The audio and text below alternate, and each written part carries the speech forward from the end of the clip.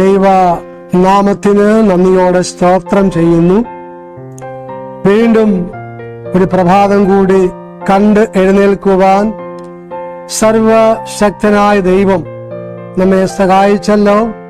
ഈ ഏപ്രിൽ മാസം 2-ാം തീയതി ചൊവ്വാഴ്ച ഈ പ്രഭാതത്തിൽ പ്രഭാത മന്നയിലേക്ക് എല്ലാ പ്രിയപ്പെട്ടവരെയും കർത്താവായ യേശു ക്രിസ്തുവിന്റെ നാമത്തിൽ സ്വാഗതം ചെയ്യുന്നു.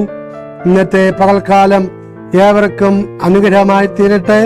അല്പസമയ ചിന്തയ്ക്ക് വേണ്ടി വായിക്കുവാൻ ആഗ്രഹിക്കുന്ന വേദവാക്യം വെളിപ്പാട് പുസ്തകം 12-ാം അധ്യായം അതിന്റെ 7-8 വാക്യങ്ങളാണ്. അതിപ്രകാരം വായിക്കുന്നു. പിന്നെ സ്വർഗത്തിൽ യുദ്ധമുണ്ടായി.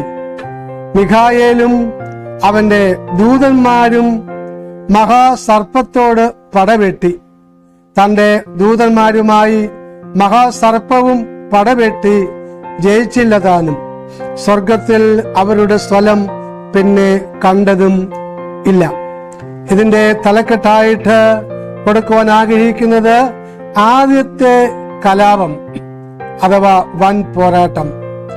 നമുക്കറിയാം, പല രീതിയിലുള്ള കലാപങ്ങൾ അന്നും ഇന്നും നടന്നുകൊണ്ടേ ഇരിക്കുന്നു. എന്തിനു വേണ്ടിയാണ് ഈ കലാപകാരികൾ നടത്തുന്നത്? കലാപങ്ങൾ നടത്തുന്നത് എന്തിനു വേണ്ടിയാണ്? ഒന്നുകിൽ അതെ രാജ്യം പിടിച്ചടക്കുവാൻ, അല്ലെങ്കിൽ അധികാരത്തിന് വേണ്ടി, അല്ലെങ്കിൽ സ്വാർത്ഥ താല്പര്യത്തിന് വേണ്ടി ഒക്കെയാണ് കലാപങ്ങൾ നടത്തിക്കൊണ്ട് ഇരിക്കുന്നത്.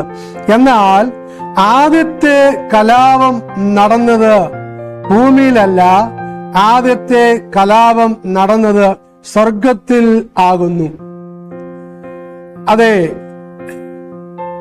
ലൂസിഫർ എന്ന മാലാഖ ദൈവത്തിന്റെ സ്ഥാനം ഏറ്റെടുക്കുവാൻ ആഗ്രഹിക്കുന്നു.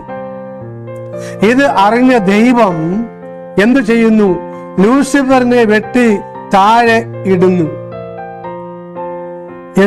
യെശയ്യാവിന്റെ പുസ്തകം 14-ാം അധ്യായം അതിന്റെ 12 മുതലുള്ള വാക്യങ്ങള് ഇപ്രകാരം വായിക്കുന്നു. അരുണോദയ പുത്രനായ ശുക്ര, നീ എങ്ങനെ ആകാശത്ത് നിന്ന് വീണു? ജാതികളെ താഴ്ത്തിക്കളഞ്ഞവനെ, നീ എങ്ങനെ വെട്ടേറ്റ് നിലത്ത് വീണു? ഞാൻ സ്വർഗത്തിൽ കയറും, എന്റെ സിംഹാസനം ദൈവത്തിന്റെ നക്ഷത്രങ്ങൾക്ക് മീതെ വെക്കും. ഉത്തരദിക്കിന്റെ അതിർത്തിയിൽ നിന്ന് സമാഗത പർവ്വതത്തിന്മേൽ ഞാൻ ഇരുന്നരുളും. ഞാൻ മേഘങ്ങൾക്ക് മീതെ കയറും, ഞാൻ അത്യുന്നതനോട് സമനാകും എന്നല്ലോ നീ ഹൃദയത്തിൽ പറഞ്ഞത്. എന്നാൽ നീ പാതാളത്തിലേക്ക്, നാശ കൂപത്തിന്റെ അടിയിലേക്ക് തന്നെ വീഴും എന്ന് ദൈവം ലൂസിഫറിനോട് പറയുകയുണ്ടായി. സ്തോത്രം. ഈ വീണുപോയ ഈ ദൂതൻ യഥാർത്ഥത്തിൽ ഒരു സമ്പൂർണ്ണ സൃഷ്ടിയായിരുന്നു. സ്തോത്രം. ഈ വീണുപോയ ഈ ലൂസിഫർ, അതെ, യഥാർത്ഥത്തിൽ എന്തായിരുന്നു? ഒരു സമ്പൂർണ്ണ സൃഷ്ടി ആയിരുന്നു. എക്സ്കേൽ 28-ാം അധ്യായം അതിന്റെ 12-ാം വാക്യത്തില് ഇപ്രകാരം വായിക്കുന്നു. നീ മാതൃക മുദ്രയാകുന്നു, നീ ജ്ഞാന സമ്പൂർണനും സൗന്ദര്യ സമ്പൂർണനും തന്നെ. എന്നാൽ നിന്റെ സൗന്ദര്യം നിമിത്തം നിന്റെ ഹൃദയം ഗർഭിച്ചു. അതെ, ഉന്നത ഭാവം ആർക്കുണ്ടോ, നിഗളം എവിടെയുണ്ടോ, അഹങ്കാരം എവിടെയുണ്ടോ, അത് നിഗളത്തിന്റെ ആരംഭം, അത് വീഴ്ചയുടെ ആരംഭം, അത് താഴ്ചയുടെ ആരംഭം ആകുന്നു. സ്തോത്രം.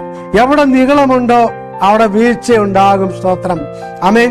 ഇവിടെ ഇതാ ഈ ലൂസിഫർ നിഗളിച്ചത് കൊണ്ട് ദൈവമായ കർത്താവ് ലൂസിഫറിനെ വെട്ടി താഴെ ഇടുവാൻ ഇടയായിത്തീരും. സ്തോത്രം.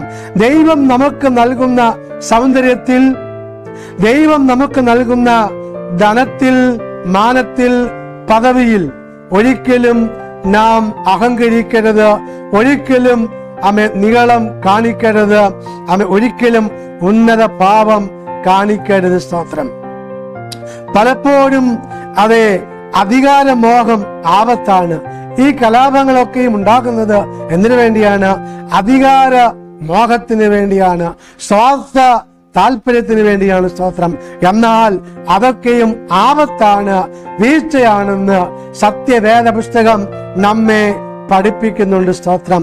യിരെമ്യാവിന്റെ പുസ്തകം 9-ാം അധ്യായം അതിന്റെ 23-ാം വാക്യത്തിൽ നാം ഇപ്രകാരം വായിക്കുന്നു. യിരെമ്യാവ് 9-ാം അധ്യായം 23-ാം വാക്യം.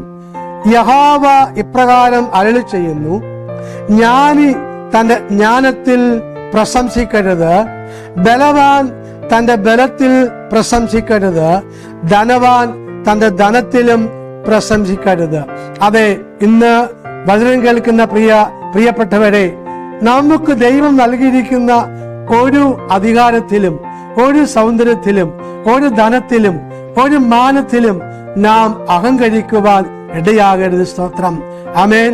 അഹങ്കരിച്ചാൽ ദൈവം നമുക്ക് നൽകിയിരിക്കുന്ന സൗന്ദര്യം, ദൈവം നമുക്ക് നൽകിയിരിക്കുന്ന പദവി, ദൈവം നമുക്ക് നൽകിയിരിക്കുന്ന അതേ ധനം, മാനം, ഇതൊക്കെയും ഒറ്റ നിമിഷം മതി ദൈവത്തിന് മാറ്റുവാൻ. സ്തോത്രം.